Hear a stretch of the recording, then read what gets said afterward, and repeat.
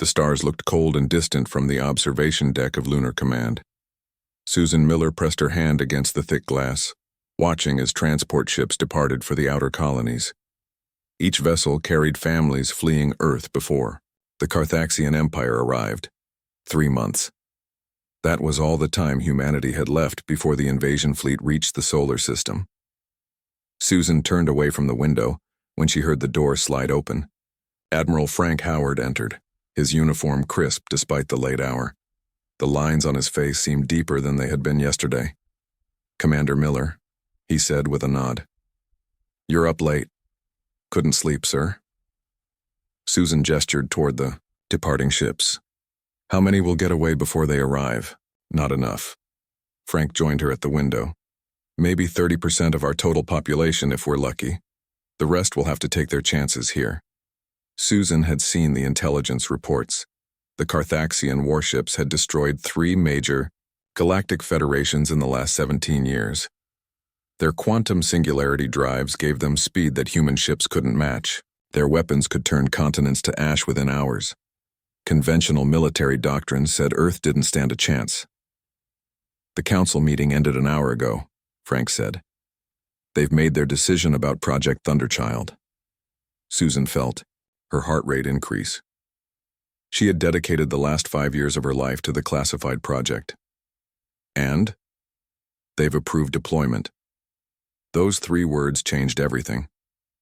Project Thunderchild represented humanity's final hope, a technological gamble so dangerous that many had argued against even attempting it. "When?" Susan asked. 72 hours from now. We're transferring the command codes to Captain Carter as we speak." Susan closed her eyes briefly. Olivia Carter was a good choice, one of their best officers with combat experience from the border skirmishes near Proxima Centauri, but commanding the USS Defiant would be unlike any previous mission in human history. "Does she understand what she's getting into?" Susan asked. Frank's expression hardened. "Nobody truly understands what they're getting into with that ship. The simulation data can only tell us so much." The Admiral wasn't wrong. The Defiant represented technologies that humanity had developed in secret over 3 decades. Advancements that had been kept hidden even from Earth's closest alien allies.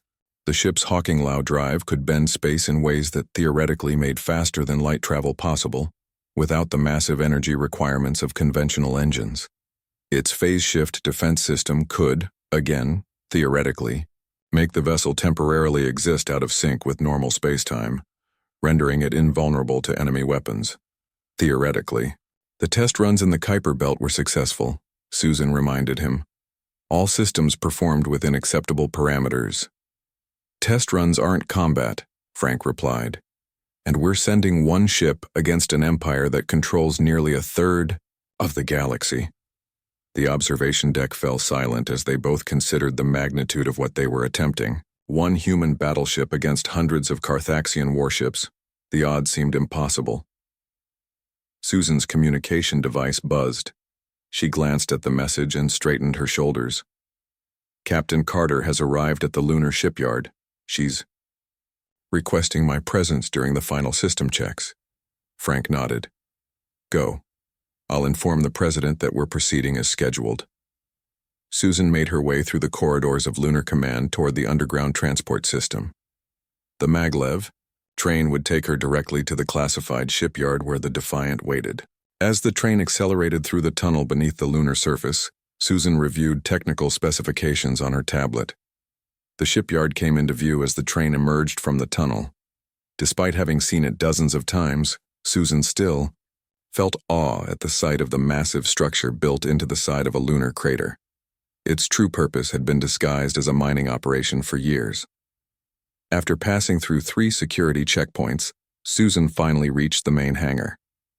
The USS Defiant dominated the enormous space.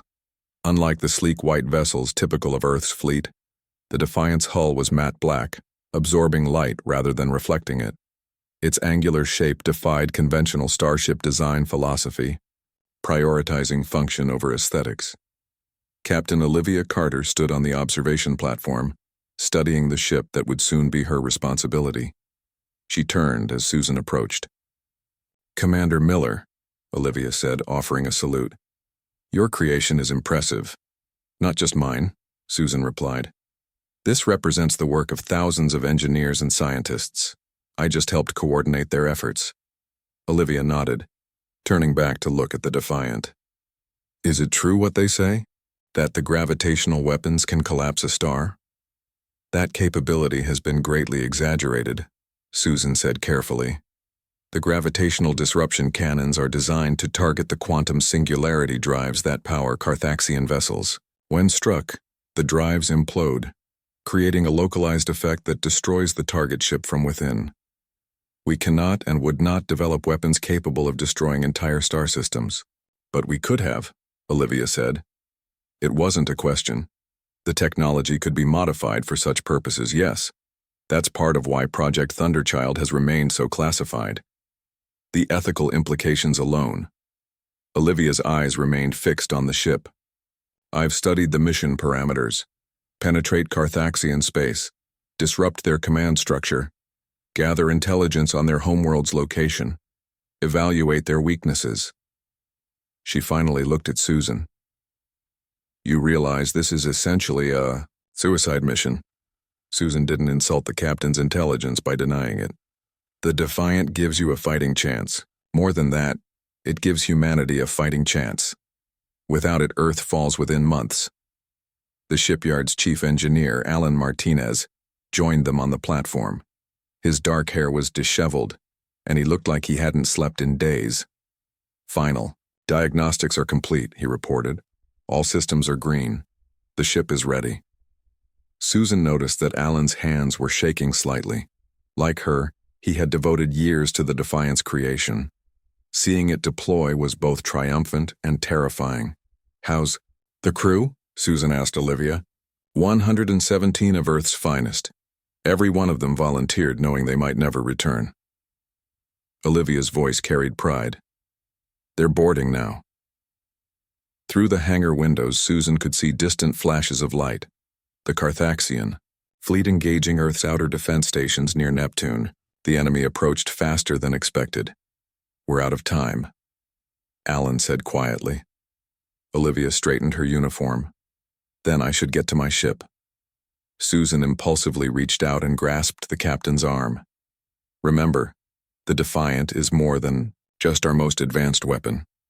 It's our message to the galaxy that humanity will not go quietly. Olivia nodded once sharply, before turning and walking toward the boarding tube that would take her to the Defiant. Susan and Alan watched from the observation platform as the massive hangar doors began to open, revealing the star-filled blackness of space. The Defiant's engines glowed with soft blue light as the ship's systems came fully online. Do you think it will work? Alan asked, his voice barely audible. Can one ship really change everything? Susan didn't answer immediately. She watched as the Defiant rose smoothly from its docking clamps, hovering momentarily before gliding toward the open hangar doors. It has to, she finally said. Because if it doesn't, that's the end of humanity's story. The Defiant accelerated, out of the hangar, quickly becoming a distant point of light among the stars. Then, in a flash that momentarily outshone everything else in the lunar sky, it engaged its Hawking Lao drive and vanished, carrying with it the hopes of an entire species. Captain Olivia Carter sat in the command chair of the USS Defiant as the ship emerged from its jump. The stars realigned around them, forming unfamiliar patterns. They had arrived deep in Carthaxian territory. Status report, Olivia said, her voice steady despite the tension filling the bridge. Lieutenant John Patterson looked up from the tactical station. All systems normal, Captain. Phase shift cloak is active and holding. As far as the Carthaxians know, we don't exist. Location confirmed, reported Maria Delgado from communications. We've emerged near the Carthaxian supply depot at Tau Ceti, just as planned. Olivia nodded. The first part of their mission had gone smoothly. The Hawking Lao drive had performed exactly as designed, carrying them farther in one jump than any human ship had traveled before. Now came the dangerous part. Passive. Scans only, Olivia ordered. Let's see what we're dealing with. The main view screen showed a massive space station orbiting the fourth planet of the Tau Ceti system. Dozens of Carthaxian vessels moved around it, loading supplies and weapons for the coming assault on Earth. 17 warships present, John reported, plus about 30 support vessels. Olivia studied the display. The intelligence they'd gathered from refugees had proven accurate. This was a major staging point for the Carthaxian fleet. If they could disrupt operations here, it might delay the attack on Earth, giving humanity precious additional time to prepare. "Take us in closer," she ordered. "Keep the cloak active." The Defiant glided silently toward the Carthaxian station. The ship's phase shift technology kept them slightly out of alignment with normal spacetime, present but untouchable, invisible to sensors. Chief Engineer Alan Martinez had warned them that the system couldn't run indefinitely. Every minute, they remained cloaked, drained power from their reserves. Olivia pressed a button on her chair. "Engine room status?" Alan's voice came through the speaker. "Phase shift system operating at 93% efficiency, Captain. We can maintain this state for another 6 hours before we need to recharge." "Understood. Bridge out." Olivia turned to Maria. "Are you recording their communications?" Maria nodded, her fingers moving across her console. "Yes, Captain. Their encryption is complex, but our systems are breaking it down. We're starting to intercept tactical data." For 3 hours, the Defiant observed the Carthaxian operation. They mapped patrol routes, recorded ship movements, and collected valuable intelligence about enemy capabilities. The more they saw, the more concerned Olivia became. The Carthaxians were even more advanced than Earth had realized. "Captain," Maria called suddenly, "I've intercepted a high-priority transmission. It's a complete attack plan for Earth." The bridge fell silent as Maria put the decoded information on the main screen. Detailed maps of Earth's major cities appeared alongside targeting coordinates. The Carthaxians weren't planning a conquest. They were planning extermination. "They mean to wipe us out completely," John said quietly, "just like they did to the Centauri Confederacy." Olivia's hands tightened on the arms of her chair. "According to this data," Maria replied, her voice shaking slightly, "the main attack fleet launches from here in 12 hours. They'll reach Earth in less than a week." That was much sooner than expected. Earth's defenses weren't ready. The evacuation had barely begun. Millions would die unless the Defiant could stop them. Olivia made her decision. "Tactical, analyze that station. Find me its weak points." John worked quickly, scanning the massive structure. The station appears to be powered by 3 linked quantum cores. If we target them simultaneously with the gravitational disruptors, we could trigger a chain reaction. The resulting explosion would destroy everything in this sector, Maria pointed out. "Including us if we're not fast enough," Olivia acknowledged. "But it would also destroy their forward base and delay the attack on Earth." She took a deep breath. "This is what we came here to do. Prepare gravitational disruptors for firing sequence." Throughout the ship, crew members moved with purpose. This was the moment they had trained for, the first real test of the Defiant's revolutionary weapons. In this engineering, Alan Martinez monitored the power systems, diverting power from phase shift to weapons, he reported over the comm. "Cloak will drop in 10 seconds. On the bridge, Olivia stood from her chair. "All hands, battle stations. Weapons hot. The moment we decload, fire everything we have at those quantum cores." The Defiant's phase shift field collapsed. For a split second, nothing happened. Then alarms blared across the Carthaxian station as their sensors suddenly detected the human vessel in their midst. "They've spotted us," John announced. "Enemy. Vessels are changing course to intercept." "Fire," Olivia ordered. The gravitational disruptor cannons activated, sending invisible waves of distorted space-time toward the station's power cores. Where the waves hit, matter began to fold in on itself. The quantum cores that powered the station started to collapse. Their carefully controlled energy suddenly compressed into an increasingly unstable form. A Carthaxian warship moved to block the Defiant's line of fire. "Evasive maneuvers," Olivia called out. The human ship rolled sharply, maintaining its attack on the station while avoiding enemy fire. On the view screen, the first quantum core imploded with a flash of light.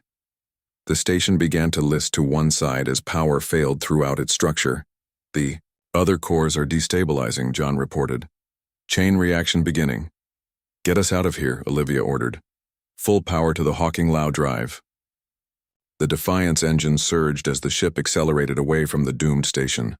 Behind them, the remaining quantum cores collapsed in rapid succession. The explosion that followed consumed everything within thousands of kilometers.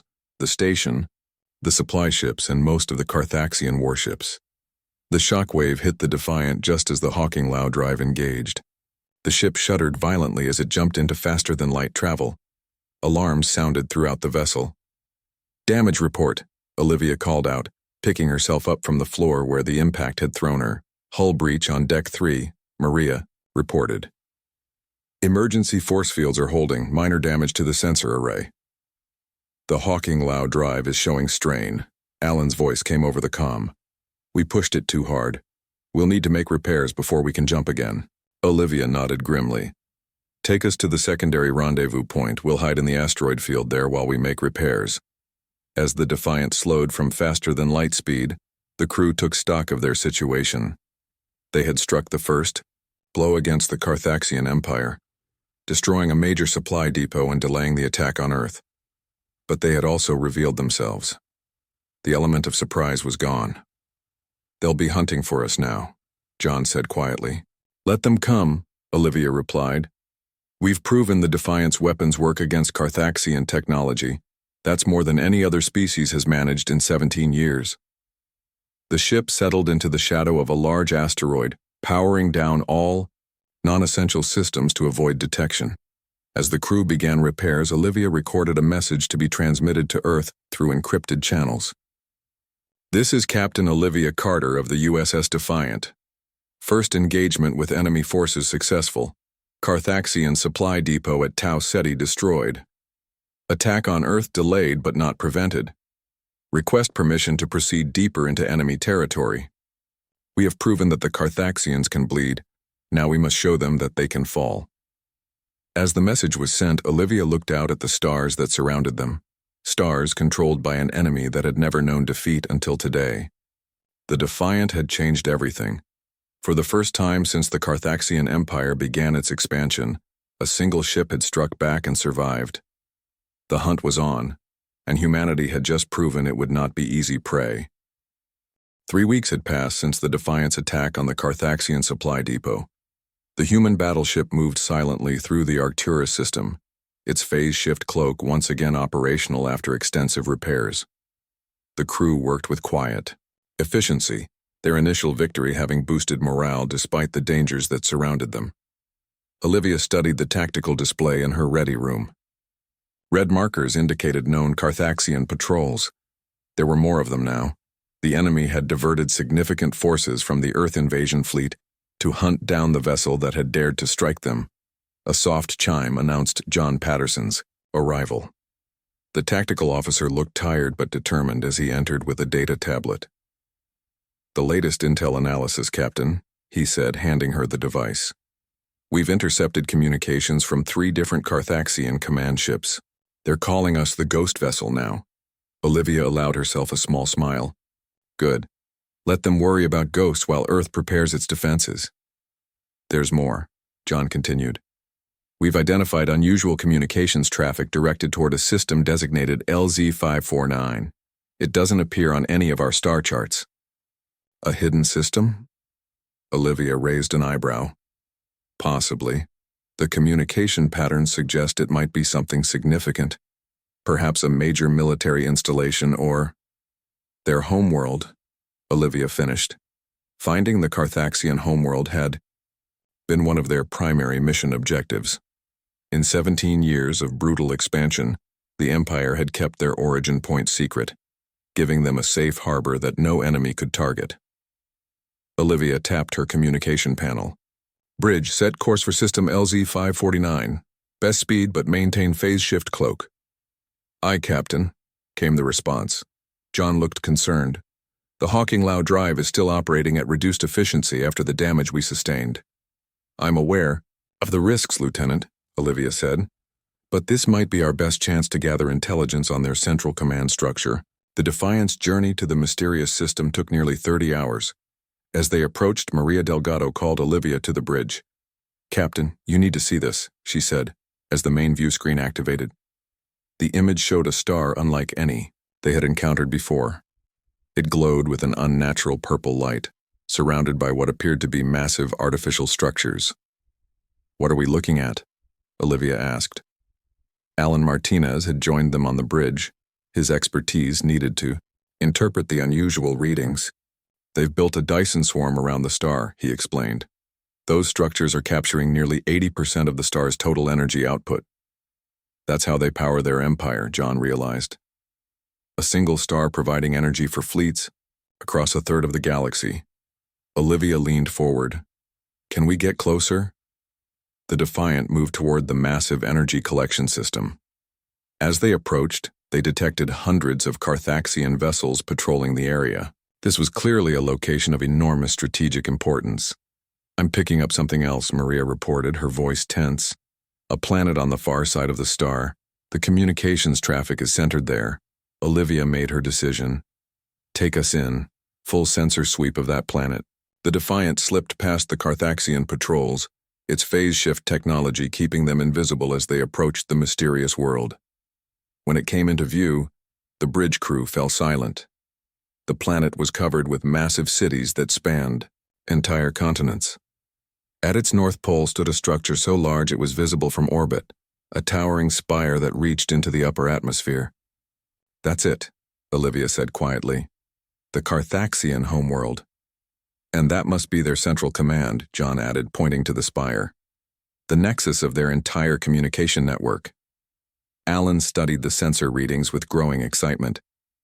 "Captain, I'm detecting quantum resonance patterns similar to those used in their faster-than-light communications. That spire isn't just a building, it's a transmitter. It's how they control their ships and colonies across the galaxy." The implications were enormous. If they could disrupt that transmitter, they could potentially sever the Carthaxians' ability to coordinate their forces. "We need to get this information back to Earth," Olivia said. "This could change everything." As they recorded detailed scans of the system, a sudden alarm blared through the bridge. "Phase shift fluctuation," Alan called, out rushing to a nearby console. "The cloak is failing." Olivia didn't hesitate. "Evasive maneuvers. Prepare the Hawking Lao drive for emergency jump." Before they could respond, 3 Carthaxian warships appeared directly in their path. "They've detected us," John reported grimly. "They're charging weapons." The first enemy shots hit the Defiant before its shields could fully activate. The ship rocked violently, throwing crew members to the floor. Damage reports flooded in from all sections. "Return fire," Olivia ordered. "Target their propulsion systems." The Defiant's gravitational disruptors fired, catching one of the Carthaxian vessels and causing it to implode as its drive core collapsed. The other 2 ships spread out, continuing their attack from different angles. "Shields failing," Maria called out. "Direct hit to Deck 5. Olivia gripped her command chair as another impact shook the ship. "Route emergency power to the Hawking Lao drive. We need to get out of here now." Alan's voice came over the comm, partially obscured by the sound of alarms in engineering. "The drive is overheating. If we try to jump now, we could tear the ship apart." "We don't have a choice," Olivia responded. "Prepare for emergency jump to the fallback coordinates." As the Defiant's weapons fired a final defensive barrage, the Hawking Lao drive engaged.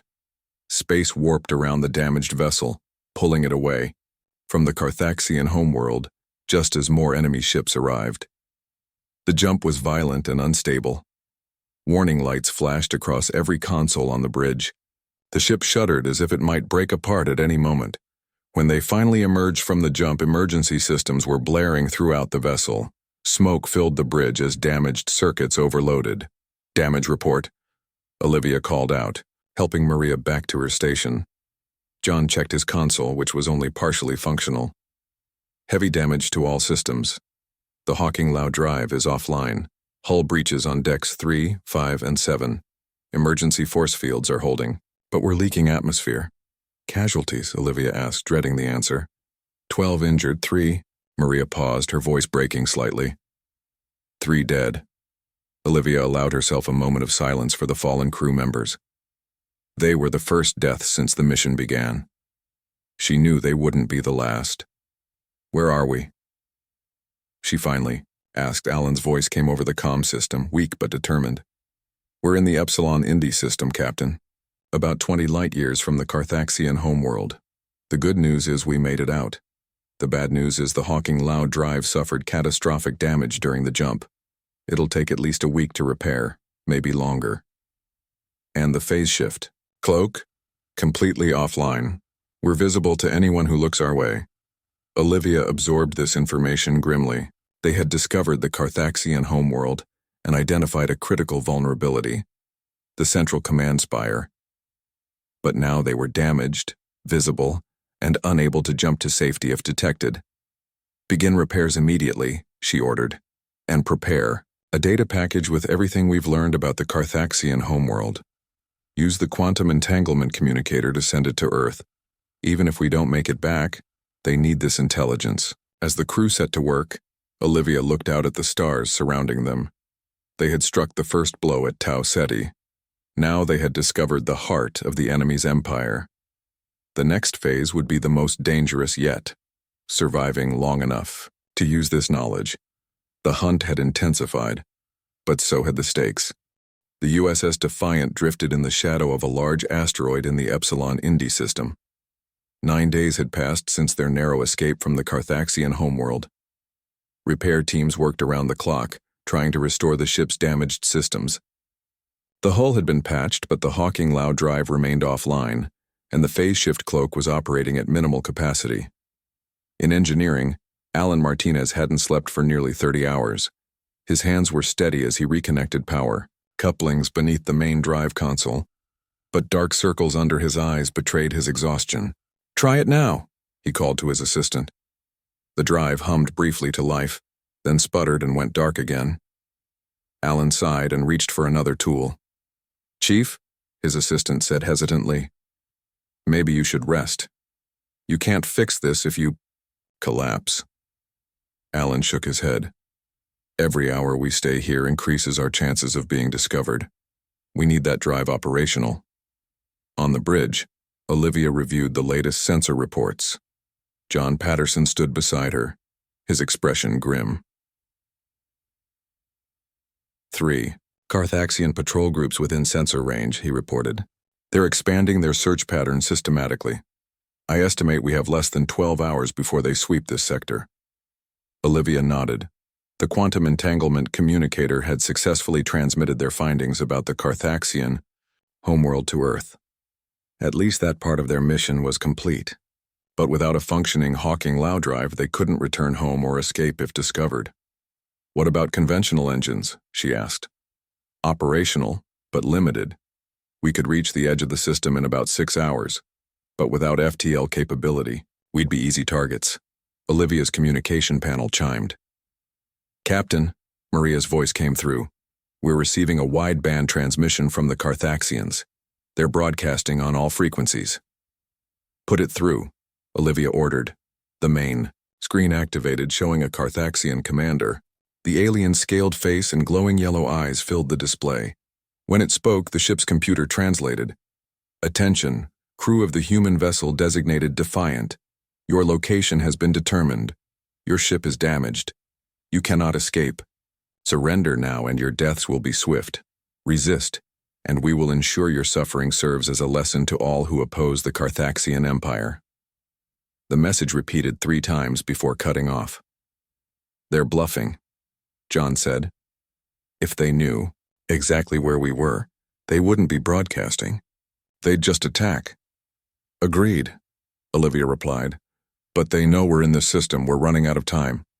She activated the ship-wide communication system. "Bridge to engineering. Alan, we need the Hawking Loud drive. How close are you?"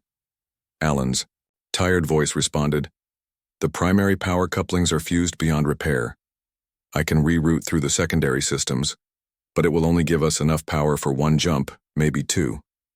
And we'll have no way to control where we end up precisely." "1 jump is all we need if it gets us away from here," Olivia said. "How long?" 3 hours minimum." Olivia looked at John. "We don't have 3 hours." She made her decision. Prep, all weapons. If we can't run, we'll fight. The crew moved with renewed urgency, preparing the Defiant for battle. Despite their damaged state, the gravitational disruptors were still operational. They had proven effective against Carthaxian technology. Perhaps they could buy enough time for Alan to complete the drive repairs. 2 hours later, Maria called, out from her station. Captain, multiple contacts approaching, 7 Carthaxian warships on intercept course. They found us, John confirmed, studying the tactical display. Estimated time to weapon range, 6 minutes. Olivia opened a channel to engineering. Alan, we've run out of time. I need 10 more minutes, he replied, his voice strained. The power conduits aren't stabilizing. We don't have 10 minutes. Prepare for emergency activation on my mark. John looked at her in alarm. Captain, if we activate the Hawking Lao drive before it's fully repaired. I know the risks, Lieutenant. Olivia cut him off. Battle stations, all hands prepare for combat. We need to buy engineering those 10 minutes. The Defiant emerged from the asteroid's shadow, its weapons charging. The approaching Carthaxian ships immediately adjusted their course, spreading out to surround the human vessel. They're targeting our engine section, John reported. They want to disable us, not destroy us. They want to capture our technology, Olivia realized. Target the lead ship. Fire when ready. The Defiant's gravitational disruptors fired, striking the nearest Carthaxian vessel. The enemy ship's hull compressed inward before exploding in a brilliant flash of light. The remaining 6 ships responded with a barrage of energy weapons that hammered against the Defiant's weakened shields. Shields at 40%, Maria called out as the ship rocked from the impacts. Evasive pattern Delta, Olivia ordered. Keep firing! The Defiant spun and weaved between enemy shots, its own weapon striking a second Carthaxian ship. This one didn't explode but listed to one side, its propulsion systems failing. Another volley hit the Defiant, more powerful than before. Consoles exploded across the bridge, showering the crew with sparks. Emergency lights activated as primary power fluctuated. Direct hit to the weapons array, John shouted over the alarms. Gravitational disruptors offline. Olivia gripped her chair as the ship shuddered under another impact. Engineering status. Alan's voice was barely audible over the sound of damage control alarms. Drive is powering up. It's unstable, but it's our only chance. We need 30 seconds. Helm, put us on a collision course with the largest enemy vessel, Olivia ordered. Captain? The helmsman questioned. Do it. Full speed. The Defiant surged forward directly toward the largest Carthaxian warship. The enemy vessels hesitated, confused by the seemingly suicidal maneuver. They think we're ramming them, John said. They're breaking formation. Engineering to bridge, Alan called. Drive ready for emergency activation. All hands brace for jump, Olivia commanded. Activate Hawking Lao drive now. The damaged drive engaged with a sound like tearing metal. The space around the Defiant distorted, stretching the ship as it accelerated beyond light speed. Warning alarms blared from every station as the unstable jump threatened to tear the vessel apart. For the crew, time seemed to slow. The bridge lights flickered and failed. Gravity fluctuated, causing unsecured objects to float momentarily before crashing down again. Through the viewports, space itself appeared to shatter like glass, revealing swirling colors no human had ever witnessed before. Then suddenly, it was over. The Defiant emerged from the jump, systems failing across the ship. Emergency power kicked in, restoring minimal lighting and life support. Damage report, Olivia called out, wiping blood from a cut on her forehead. John checked his partially functioning console. Multiple hull breaches. Life support operating on emergency power. The Hawking Lao drive is completely destroyed. No chance of repairs this time. Where are we? Olivia asked. Maria worked at her station, which was one of the few still operational. Calculating position based on stellar cartography. Captain, we're in the Procyon system. That's only 8 light years from Earth, John realized. A flicker of hope passed through the bridge crew. They were closer to home than expected. Perhaps their luck was turning. The moment was short-lived. Maria's console began beeping urgently. Captain, I'm detecting multiple Carthaxian signatures in this system. A lot of them. She looked up, her face pale. I think we've jumped right into the middle of their invasion fleet. Olivia moved to Maria's station and stared at the display, in horror. Dozens of Carthaxian warships surrounded them, all moving in formation toward a single destination: Earth. They've accelerated their timeline, John said quietly. The attack is already underway. Olivia straightened her shoulders. The Defiant was damaged almost beyond repair, with no ability to jump to safety. They were vastly outnumbered with weapons offline. But they had one thing the Carthaxians didn't expect: knowledge of the Empire's central weakness. Send an encrypted message to Earth, she ordered. Tell them everything we know about the command spire on the Carthaxian homeworld, and prepare all remaining functional systems. We're going to slow this fleet down any way we can. As the crew rushed to obey, Olivia looked out at the enemy armada moving inexorably toward humanity's homeworld. The Defiant had one final battle to fight, a battle they couldn't possibly win, but one that might just give Earth the chance it needed to survive.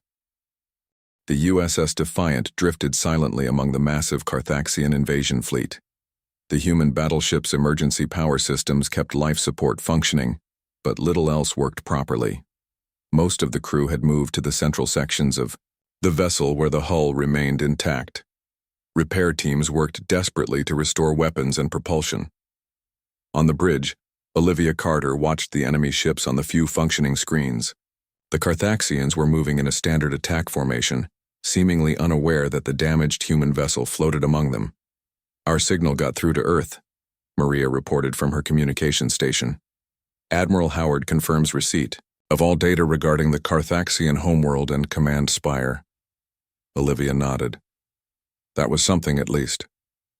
Even if the Defiant didn't survive, Earth now knew the enemy's weakness. Any response from our own fleet? She asked. Maria's expression was grim. Earth's defenses are mobilizing, but they're outnumbered 5-1. The Admiral says they'll do what they can to slow the Carthaxians down. John Patterson approached from the tactical station. I've analyzed their formation. The command ship is here. He pointed to a massive vessel at the center of the fleet. If we can somehow get our weapons back online, that would be our primary target. What about our remaining power cells? Olivia asked. Could we rig them as explosives? Possibly, John replied.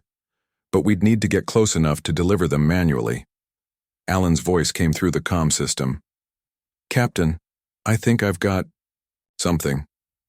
We've managed to restore partial power to the phase shift system. It won't cloak us completely, but it might make us look like background radiation to their sensors. How long will it last? Olivia asked. 20 minutes? Maybe 30. Not enough to escape, but enough to get us close to one of their ships. Olivia considered their options. The Defiant couldn't win this battle or escape to safety, but perhaps they could still strike one final decisive blow against the Carthaxian fleet. I have a plan, she announced. But I need volunteers. It's likely a one-way mission. The bridge crew exchanged glances. No one spoke for a moment. Then John stepped forward. I'm in, Captain. Maria nodded. Me too.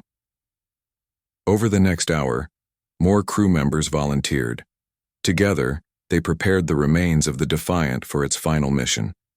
The phase shift system was modified to cover just the essential sections of the ship. All remaining power cells were converted into makeshift explosives, rigged to detonate on command. The plan is simple, Olivia explained to the assembled crew. We'll use the phase shift to approach the Carthaxian command ship undetected. Once in position, we'll ram them at full speed. The impact and subsequent detonation of our power cells should be enough to cripple or destroy their vessel. Without their command ship, their attack formation will be disrupted, John added. It won't stop them completely, but it will buy Earth precious time. Alan raised his hand. What about the escape pods? Olivia's expression was solemn. Anyone who wishes to take their chances in the escape pods may do so, but be aware that the Carthaxians will likely detect the launches. No one moved toward the escape pod stations. Very well, Olivia said, her voice steady. To your positions. Let's show the Carthaxians that humanity doesn't surrender. The damaged Defiant powered up its remaining engines, the phase shift system activated, surrounding the ship with a subtle distortion field that masked its presence from enemy sensors. Slowly, deliberately, they moved toward the massive Carthaxian command vessel. Distance to target, 5,000 kilometers and closing, John reported from tactical. Phase shift holding at 63%, Alan added from engineering. Olivia stood at the center of the bridge, her hands clasped behind her back. Steady as she goes. Minutes passed in tense silence as the Defiant closed the distance to its target. 3,000 kilometers, 2,000, 1,000. Captain, Maria called suddenly. I'm detecting unusual energy readings from Earth's direction. Olivia turned. On screen. The main view screen flickered to life, showing a distant view of Earth. A bright flash appeared on the planet's surface, followed by what looked like a focused beam of energy shooting out into space. What is that? John asked, staring at the display. Before anyone could respond, the energy beam struck a point in space near the edge of the Carthaxian fleet. Space itself seemed to ripple outward from the impact point. Several enemy ships were caught in the distortion, their hulls compressing and then exploding violently. They've weaponized our gravitational technology, Alan realized. They must have built a planetary-scale version of our disruptors. A new transmission came through, on all frequencies. Admiral Frank Howard's voice filled the bridge. Attention USS Defiant. This is Earth Defense Command. We've put your intel to good use. The first strike was a warning shot. We're transmitting coordinates for the main Carthaxian command ship. Confirm receipt and clear the target zone. Olivia couldn't hide her shock. Earth has weapons that can hit targets at this distance? How is that possible? Alan laughed, a sound of pure relief. They must have built a massive array while we were away.